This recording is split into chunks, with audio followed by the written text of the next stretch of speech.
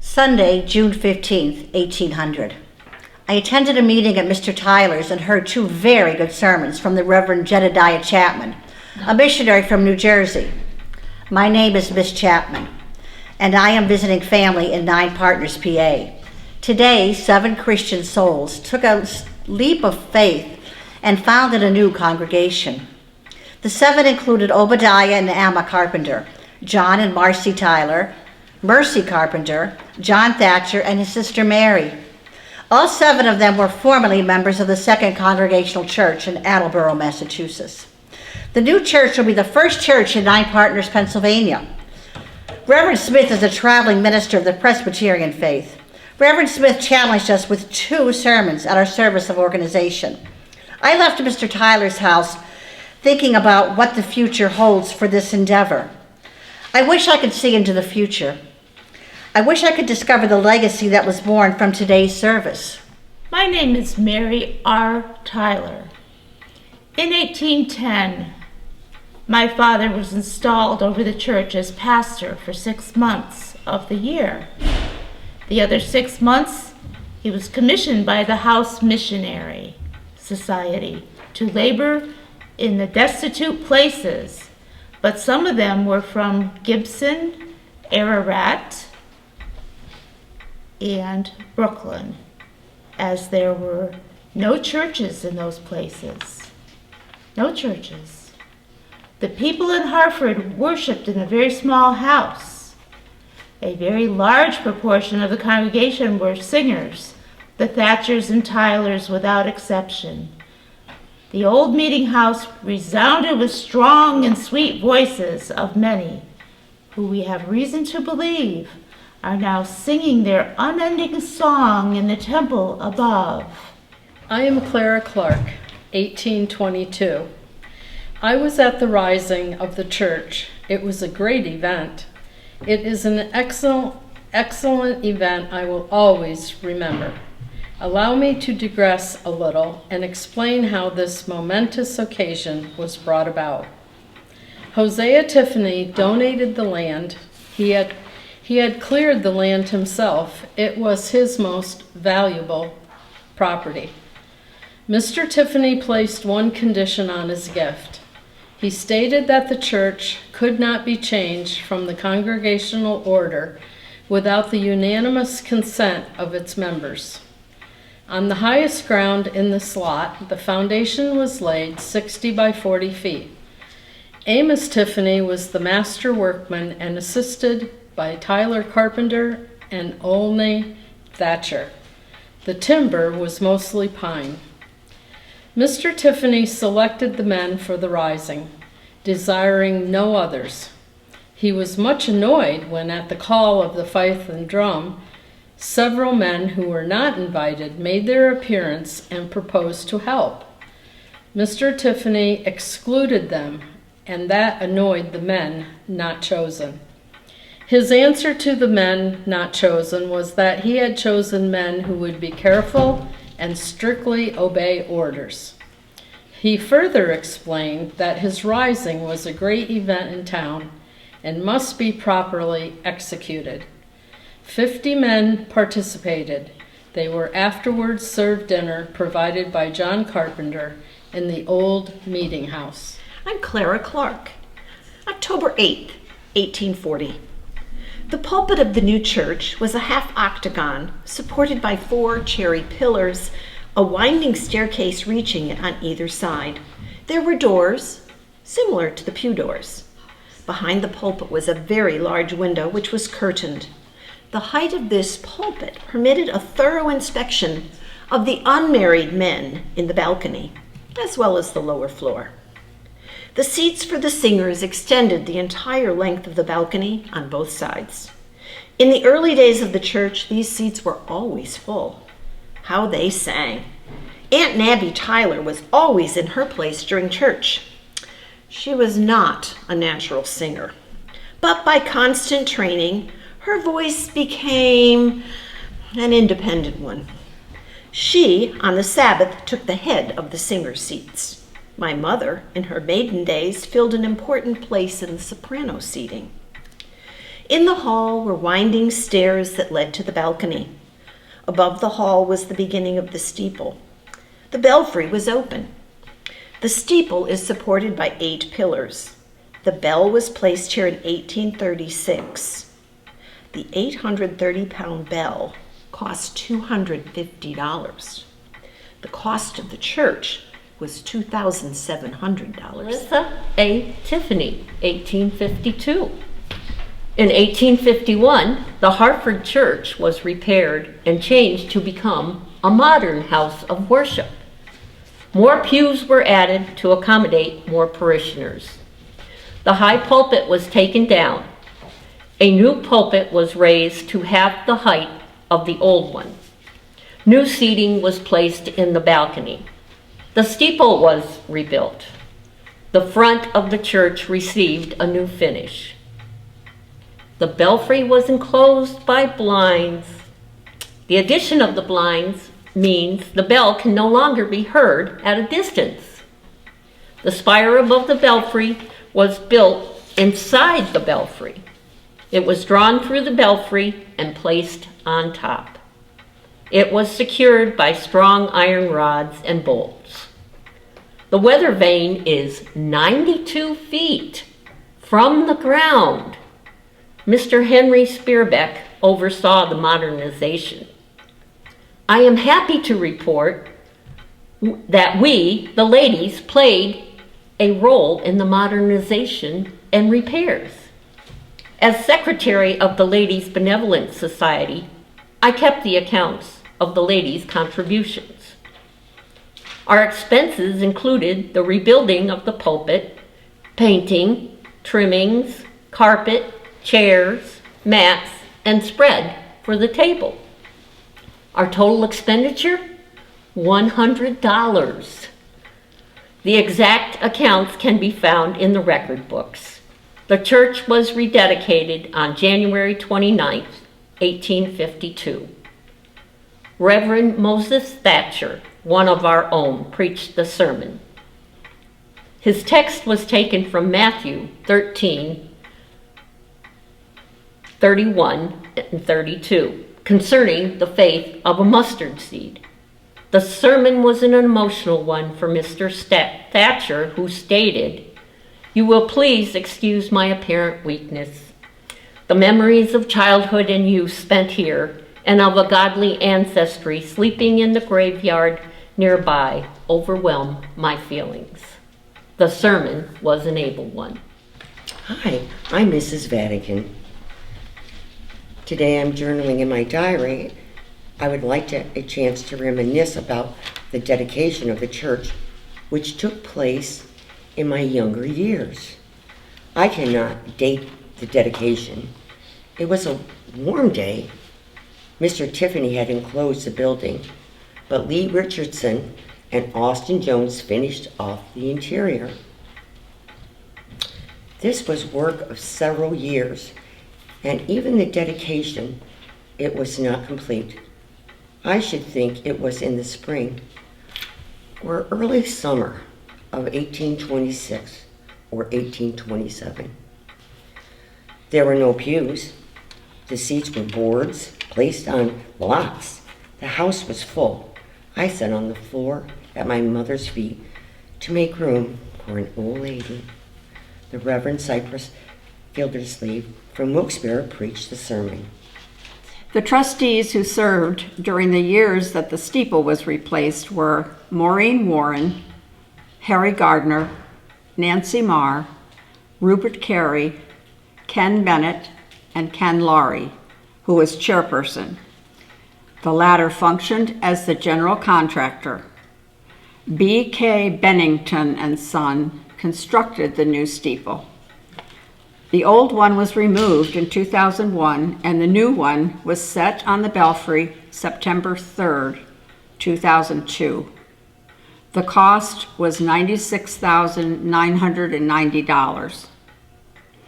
Don and Barb Doran, friends of the congregation, crafted and donated a new weather vane out of wood, which was placed on the top of the steeple just before it was hoisted into place. So, what I want to talk with you about is the spirits in the best possible sense. Those people who have gone before me. The silver-haired old ladies when I was in my 20s. One of them was Bernice Robbins. And right inside the front door here to the church, she was standing on one of the steps that go up to the balcony. She must have been in her 90s, and I must have been in my early 20s. And she was a little, short, slight lady, and because she was 2 steps up on the stairs here, we were eye to eye. She said, less than 8 feet from where I'm standing, "I will hear you sing in heaven." Bernice is one of so many people from a golden era who have made my pastoring not just significant, not just important, not just vital, but heartfelt and true. I'm grateful for the history of this church, for my being one of the 9 partners in that family that established this church. I have mentioned often from the pulpit that I have been a member before I was a minister. And this is important because as a pastor, I don't have renter's mentality. I've seen so many pastors come and go in the years before I took this position, that God made me take this position. This wasn't appointed by self, this was appointed by Savior.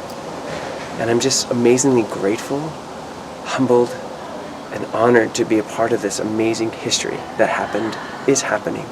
And I pray that it continues. Amen. Good morning. My name is Lynette Millard, and I am a direct descendant of Hosea Tiffany, who was the leader of the 9 partners which are listed on this board. This is my granddaughter Bailey Millard, and we're here to represent that family. We are direct descendants of Hosea by 11 generations. This board was built for an earlier parade that we had many, many years ago. My dad built a replica of the 9 Partners Monument. So when it was tore apart, he saved only the front, and we're using that today in our celebration. I'm Sharon Brainerd Decker, and I am a descendant of Hosea Tiffany. And I have attended this church my whole entire life. And I've lived in Harford my whole entire life. I'm Sharon Franch. I'm a descendant of the Thatchers.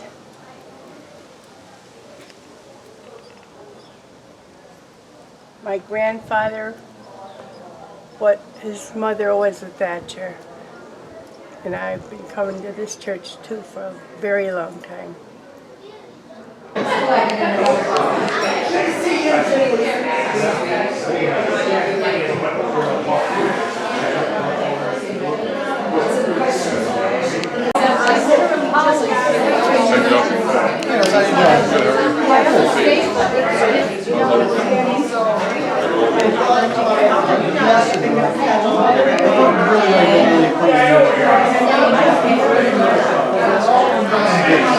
I took over as council president about 15 years ago when we were in the middle of the building project. And at the time, the ones before me had set up for payments for 3 years, but a 10-year mortgage. So my biggest challenge was getting the rest of the mortgage paid off in the building. The second challenge I had was I wanted the new parking lot.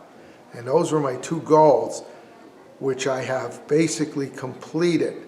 In addition to that, during that period, for roughly 30-some years now, I've been the supply pastor when the pastors weren't here and did the services. Yay! Oh, yeah, boy! Yay! That was fun! Come on, guys. That's your bag, honey.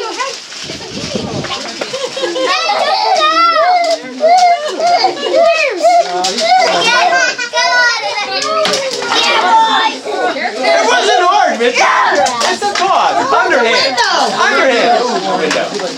I'm not a trustee. I can throw with ease. Oh, I like trustee. That's it. We don't want to pick all this up. You can't. We don't want to pick it all up, Will.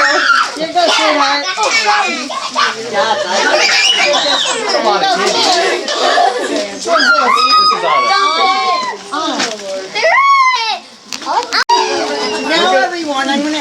our lecture hall if you want to go out and we'll. Can I We're going to sit Candy here.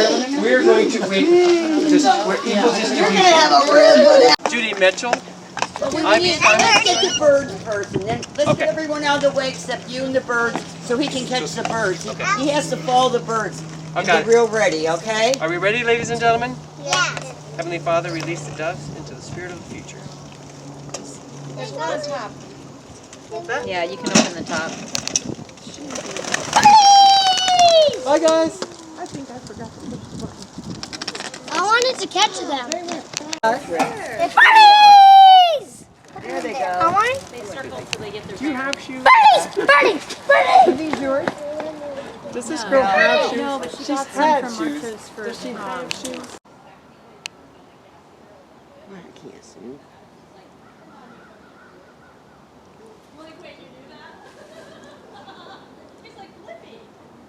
But there's other birds flying toward him.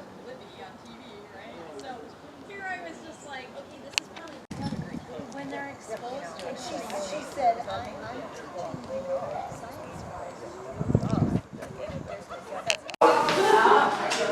They're pretty busy. He runs for them. Mm-hmm. Right? You do Meals on Wheels?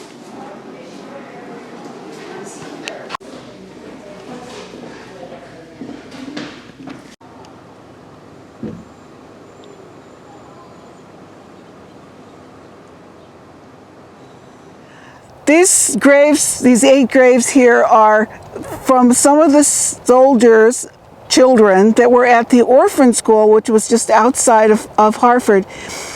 The kids got to come here to get college, get schooling, a place to live, and learn a trade, because usually their fathers had died in the war and the Civil War, and their mothers were not able to take care of them. Now, these particular ones, died anywhere from 1871 through 1890.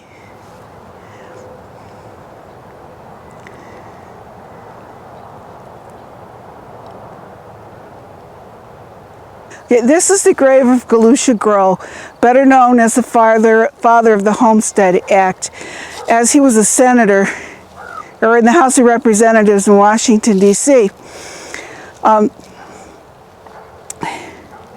Galusha never married, so there's no descendants of his, although one of his brothers did marry and has children, so there are some descendants of the family around.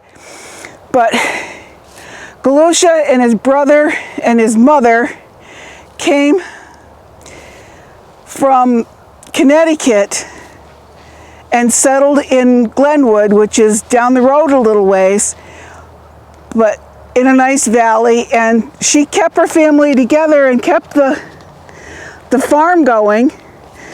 Galusha Grow attended the Harford Academy, which eventually became the Soldiers and Orphans School in Harford. Galusha was quite well known for his time. One of my favorite stories that I've heard about him is that when he was a young boy, there was a big flock of crows that kept trying to get the wheat and oats crop. And so he was sent up to the top of the barn to scare the crows away every day. And so he'd go up first thing in the morning and take his lunch with him and drink and sit on the roof and scare away the crows all day. And at sunset, he'd get to come back down again and go in the house. The first burial here in the cemetery was in 1793. It was one of the daughters of Robert Follett, and he is one of the 9 partners. Amos Sweet was a Revolutionary War soldier who was buried here in this cemetery. In 1801, he died.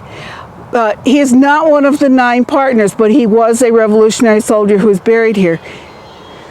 This is Robert Follett, who died in 1809. He is one of the 9 partners who came and settled the area. In 1790, when they first came, he was 22 years old. This is Ebenezer Kingsbury, the first pastor of the Harford Church. He's buried here after he died in 1842. He was 79 years old. Next to his grave is his wife's, and she died in 1859. This is John Carpenter, and next to it is his wife, Polly Tyler. Let's see, he died in 1838, but after she died earlier, and the family, they wanted to break it up, and the two boys said, no, we're going to stay together, and they eventually kept it all together and kept the family Bible for many years. This is Elkanah Tingley's grave. He died in 1838 at the age of 78, and his third wife is buried here with him. His other wives are in Attleboro, Massachusetts, where the family came from to begin with. Elkanah was the oldest in his family, with about 10 other siblings younger than him, and several of them moved here to Harford. This is Hosea Tiffany's grave with his wife Anna Wilmarth Tiffany. They sleep a few yards from the church yard gate in soil that was once cultivated as a garden. Has a plain marble slab that's simply inscribed, and this has been replaced. Hosea Tiffany Esquire died April 22nd, 1833, 78 years old and 9 months. Hosea was 36 years old in 1790 when the 9 partners came, and he was the leader of the 9 partners.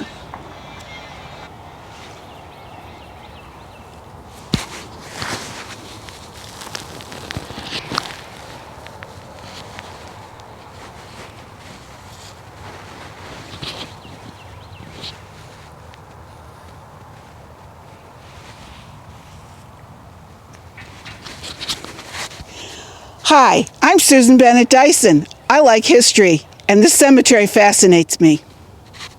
All right, my name is Ron Phillips, and I represented the church as the construction manager on the project. That began, I was in charge of the contractors and primarily making sure that everybody worked together so there were no delays, everything done on a timely basis and accordingly. All the contractors, well, most of the contractors were local, which was a big plus. So I knew most of them. They knew most of each other, and everybody got along well. So there were no complications there. However, what I did find out in short order was that architects draw buildings and contractors build them. All right? And so as we started going through here, the lecture hall, which we call the lecture hall, was the original church, which was built in 1800, is on a hill. On the knoll, which means half of it is uphill, half of it goes downhill. The foundations back in 1800 were built of stone, mud, and then finished off with whatever they could do to solidify it up. The new building, which is the church that we call now, that was the original church, was actually built in 1822, all right? And so that's when they broke ground for this structure, which is what we just finished the 200th year anniversary for the breaking ground of the church. So between 1800 founding of the church, which was the old building, and this one, this addition came into play. Again, built on a knoll, half of it uphill, half of it downhill. So the first problems we have are elevations.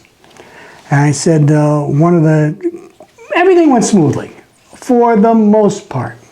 But there's always a kink in the armor, and to keep people working so we didn't run into crossed overruns, decisions had to be made. And they all worked out fine. Now, number one was the handicap ramp, because they didn't have any in the 1800s. Everything has to be handicap accessible.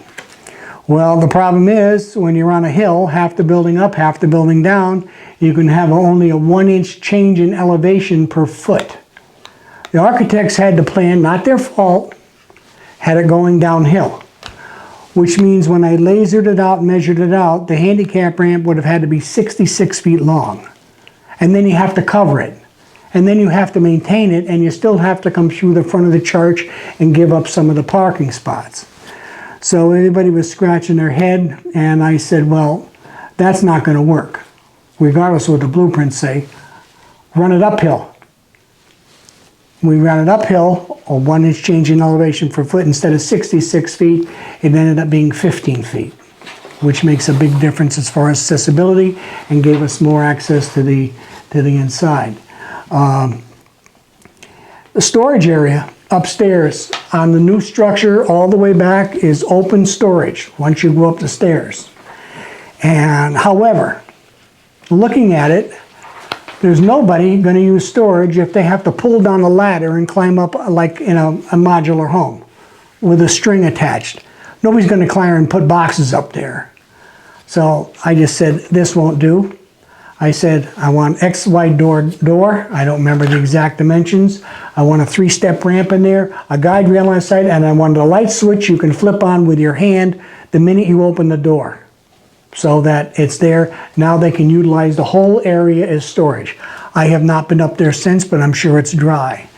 Couple other situations come to mind, and mine's a terrible thing to waste. But everything, ran along pretty smoothly. The ramp, we did have one example. I came down here on a Saturday. There was a member of the church, a woman. I don't know if I should mention her name or not, but anyway, they were having the funeral on Saturday, and the funeral director, who is now gone from Montrose, he said, it's a good thing because they used to come in through the back door. Well, there is no back door now for what there was. They had to come in through the front. And he said, it's a good thing it was a small coffin. And I said, these things come in sizes? Yeah, from little ones up to gigundo. I said, what's the biggest one? And he said, it won't go through the door. And the door hadn't been installed, but the openings were there. So I talked to the contractor who was right there at my side. I said, can we get a 72-inch door? And he said, yeah. I said, call them, see if they'll take this one back because it hadn't been installed, it was still wrapped up, and put it in and get that one. And there were no questions, it had to be done. And he called, and 5 minutes later, they took the other one as credit and put the other door in. Nobody's ever noticed that the doors are different sizes because there's a handicap ramp going down into the organ. The ramps were the same thing on the inside. Because of the limited space, we had to get variances, not much, a foot on the ramps going in. I said, we can't take out a whole wall for this. When they were putting this addition onto the other side, there was a very narrow hallway that ran on the side of the kitchen, between the bathrooms and the kitchen. And I looked at it and I talked to some other people, which nameless, and I said, the wall's got to go. I said, it's dead space. Nobody uses it to hang clothes up there. I says, you're taking it away from the kitchen. Your kitchen is never big enough, okay? And so I paid for that because I wanted it done. I mean, not toot or whatever. I just wanted it done. I was involved this much. Just do it up and have it done. While you're doing it, do it now. One and done. And other than that, everything went really smoothly. I think it was June 3rd. We had a big celebration that the building was completed. I thanked everybody for their participation. And I turned the keys over to the trustees, never to look back. And that's pretty much where it's been. The building has been more than I ever expected. One other example, if I might. Downstairs, again, it wasn't drawn in the plans. You can't there's room downstairs. There's 4 rooms plus a big storage area. You cannot have anybody in a basement without egress. There was no way up but the stairs. So it was a matter of you're either going to have a dead space or you're going to have to put a egress on the outside with concrete steps and go up. They got prefab, put it in, put the door on it. Okay, we're legal. The rooms are beautiful. I was down there today. I haven't been down there much since I finished it. And I was very impressed. I almost brought a tear to my eye. Either that or I had something in it. I don't know which. But anyway, it worked out well. It was a long 6 to 8 months. I don't remember the exact time frame. I was here 3 times a day, in the morning, during the day, and at night. I wasn't here all day because I was trying to run a shop down in Lenox Corners. But all said and done, I'm glad I did it, and I probably will never do it again. You know, and that's the way it was. And I mean, I think everything has worked out better than anticipated. I come in here and I look around and it gives me a warm fuzzy feeling, and I thank everybody for just letting me do what I did. Then nobody really got in my grill because it would have never got done. That's just the way it is, and I'm happy I did it, and I hope it lasts for another 100 years, 200 years. I'll be looking down. Amen. Ron has covered the bulk of the information about the new building, and I can only add a few things. I mean, before the new building, one of the reasons, or several of the reasons, were we didn't have enough Sunday school rooms, and we didn't have a music room, and we didn't have handicapped bathrooms, and our office was in an old double-wide trailer over across the parking lot. And so we got all those things. We've got an office in here now and all that, and it's very nice.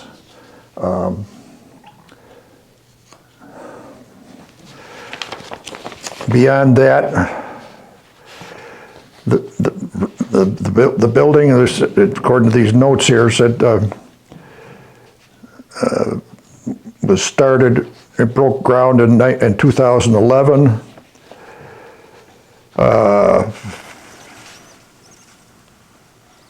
That old office building was given to the neighbor, and he just dragged it over onto his property.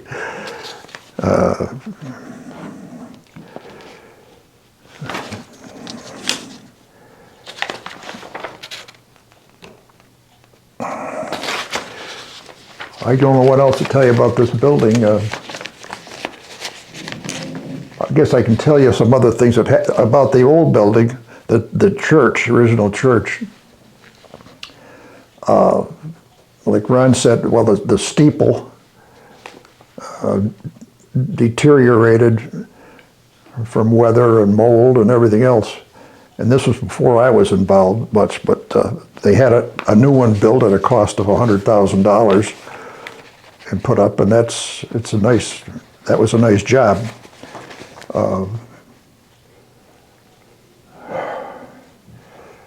We've had new front steps, stone front steps replaced out here.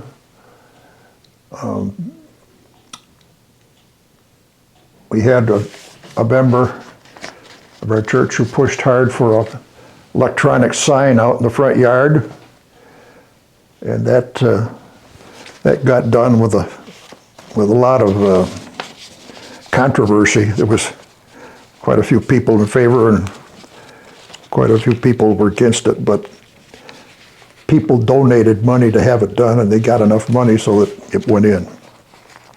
And it's nice.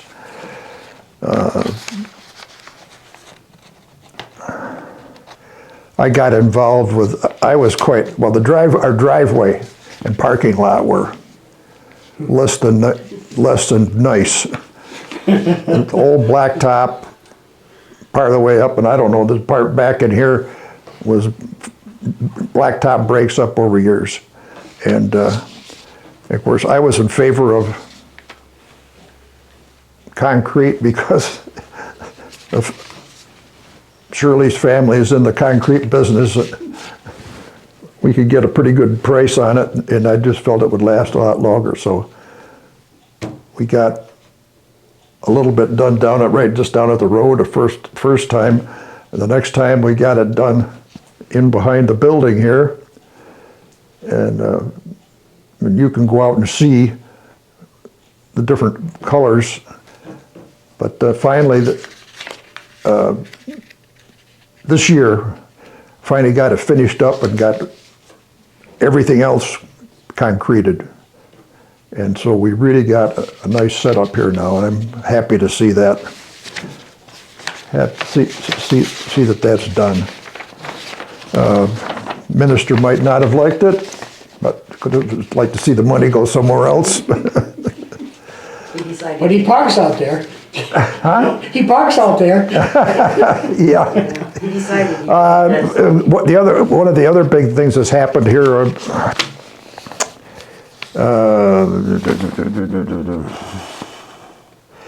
In 2018, we had a terrible hailstorm came through Harford, and it just was a driving storm, and the hailstones were bigger than golf balls, and it knocked, well, it damaged everything here, but it knocked out the windows on the west side, north and west side of the lecture hall and the church. It banged up our new steeple, the belfry, dented all the aluminum that was on there. It ruined the roofs. And we got all new roofs on all the buildings. We got the steeple fixed. We got all new windows in the church. The insurance company paid for parts on the north side, and then the trustees went ahead and had the ones on the other side done, and we had it all sided with new siding that matches this new building. And of course, inside the church is a part of that storm. When it broke all the glass, it spread it all over the sanctuary, and it got into the pew cushions and the carpets. And so the insurance company paid for, we got all new carpets, new pew cushions. Really, it was God gave us a blessing in disguise. And we've got some new windows in the lecture hall. Of course, new roof.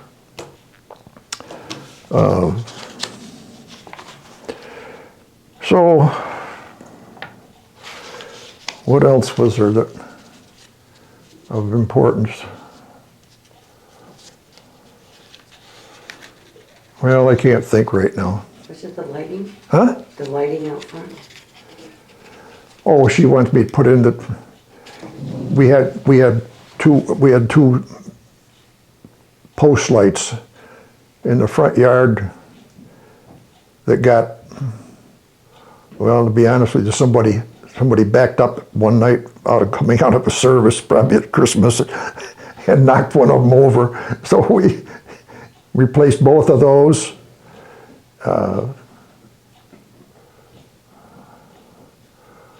What else? We got a new carol on in the sanctuary that I donated in memory of my wife who passed away. The old carillon was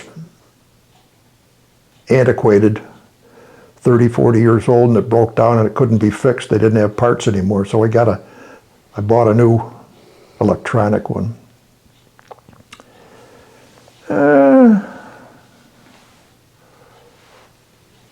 I guess that's all I'm going to talk about. I'm Gary Housel. I'm not a native of this area, but I grew up in Western New York, but I'm a girl from this town came to my town to teach school, and we married, and when I retired, we moved back here. That's when I got involved with the church 20 years ago. And I've been on trustees quite a few terms, and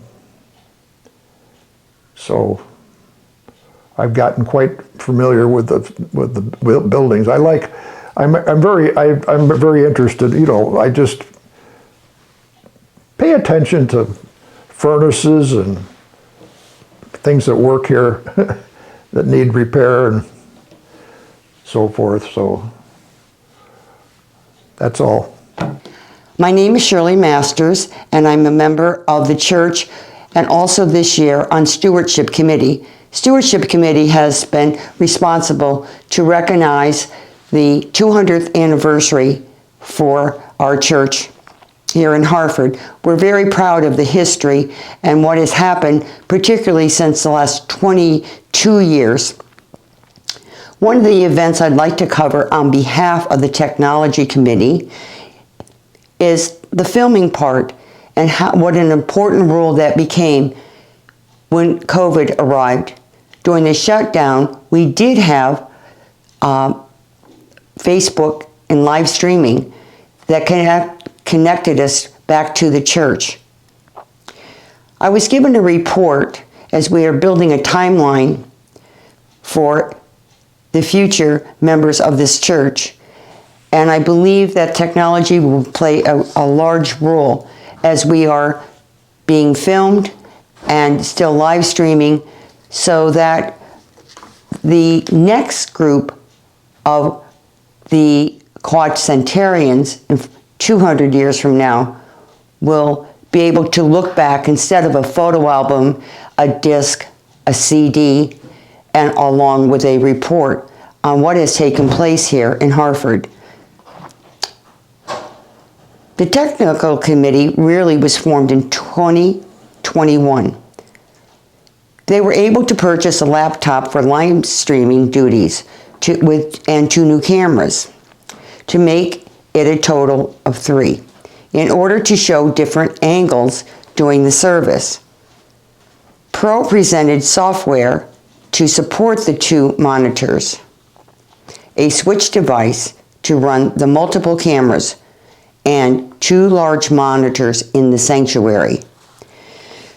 It was reported in our minutes of January 2018. Facebook, January of 2018, they were already live streaming with cameras from the back of the sanctuary. Tammy Stout reports that in the late 2017, they started with Facebook live streaming worship.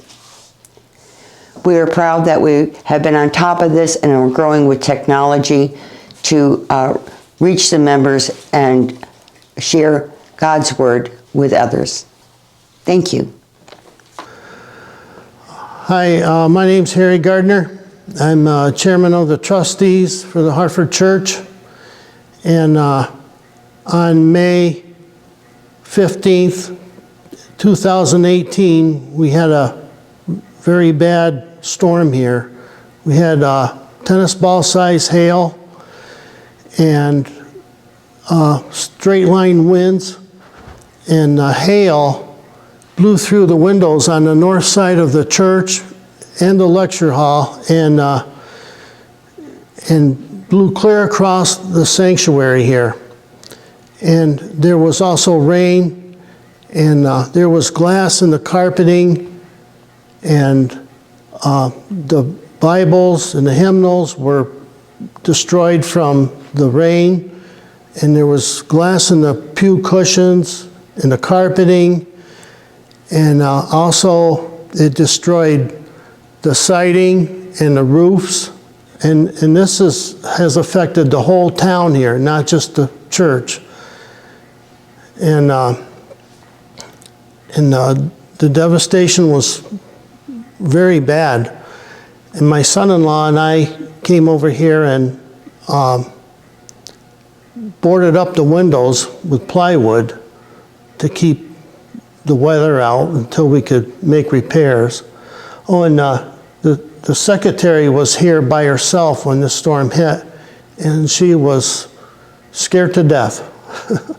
And she had called me, and that's when I come over here. But it was, very, very bad. Was anyone hurt in the, Nobody was hurt, and no, I don't think anybody was hurt anywhere that I know of. But yeah, it affected all the roofs and windows and homes in this town and neighboring. I don't know if I'd say neighboring towns, but a lot of homes around the area. what category was that, do you know, of a hurricane? Or tornado, or whatever it was, what category? No, I don't know. But there was, I believe there was $203,000 worth of damage here on this church. I don't know. What time of the day was it, or night? It was late afternoon. Yeah, just the church secretary was here. Okay. She was here by herself and she was very scared. Can you imagine all the noise from the broken glass and the hail coming in, and it actually blew clear across the church. There was hail size, baseball size hail clear over on the other side of the church. Where did you hold services after that while it was being repaired? In the lecture hall. How long did that go on? Oh, I'm not sure. It was probably all winter or all summer. It took that long to repair everything? Oh, it took over a year, I think, to get everything back together.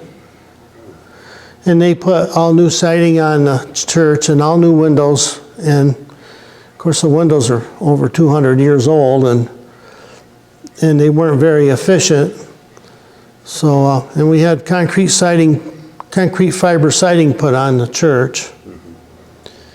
So you had the original windows of single pane glass, probably the old. Oh yeah, yeah. Now I see you have double pane there. Mm-hmm. I'm Susan Bennett Dyson, and I'm going to tell you a little bit more about the Nine Partners Monument that's here in Harford. It was originally put down in the field where the original nine partners signed their deeds from the Drinker family to buy the land that they bought for Harford, or called Nine Partners for several years before it was changed to Harford. Robert Follett, Hosea Tiffany, Samuel Thatcher, Daniel Carpenter, Moses Thatcher, Hosea Carpenter, Ezekiel Titus, John Carpenter, and Caleb Richardson Jr. were the nine partners that came and bought the land. Those people, when they came here in 1790 and they surveyed out their plot of land after they'd spent a night down by the swamp, and they decided they really wanted to stay here, and they surveyed it out the next day, and then they signed the paperwork and signed their deeds and went back to Connecticut. No, sorry, Massachusetts. 100 years later, when they were celebrating the fact that the families had been here for 100 years, a monument was made and put down there in the woods by the swamp where they had signed their deeds on a stump. So it's important that it was there. Through the years, there's been various problems, and the family that owns the property decided that it was too much of a liability for them to have the monument down there, and they asked the township to move it someplace else. So it was moved to the Triangle here in the town of Harford. There's a lot of controversy about it one way or not. So a lot of people think that it shouldn't have been moved. Others think it's good because now it's out where more people can see it, and so forth. Whichever way you feel, it's a done deal. It's here in Harford now, and it's going to stay here, I'm pretty sure. The Susquehanna County chapter of DAR decided for one of their projects they wanted to do a Wreaths Across America program. So we looked at where all the Revolutionary War soldiers are buried in Susquehanna County and came up with the Harford Cemetery having more Revolutionary War soldiers buried here than at any other one in the county. So we are focusing our interest at this time on the Harford Cemetery and getting all of the soldiers, military people from all wars, for all time, having a wreath on them for Wreaths Across America Day. This year it is December 17th. It's always the third Saturday, and it's a national project. There's, I think, 3,600 cemeteries nationwide that are going to be putting wreaths out that day. We'll start at 12 o'clock. We will have an honor guard here, and we'll have a short program inside, and then we'll go outside and put the wreaths on the graves. And we'd like to have as many people come and help as they can.